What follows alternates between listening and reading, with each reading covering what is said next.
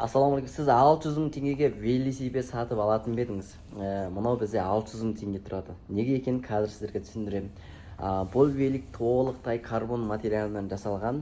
Білесіздер, карбон деген не? Карбон деген қазіргі заманауи ұшақтар, тіпті спорткарлардың барлығы карбон материалынан жасалынады. Бұл карбонның өзі үш түрге бөлінеді.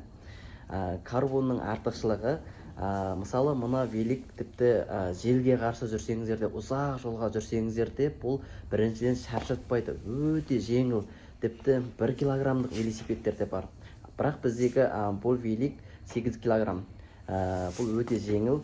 Ұзақ жолдарға жүрсеңіздер де омыртқа, арқа, еш жеріңіз ауырмайды. Себебі бұл дірілді өткізбейді және жаңағы шұңқыр, ямаларды сезбейді. Және өте жеңіл. Көбінесе любительдерді осы великтермен ұзақ жолдарға шығады. Бұл Қазақстанда 3,5 миллионға дейін, 7,5 миллионға дейін бар.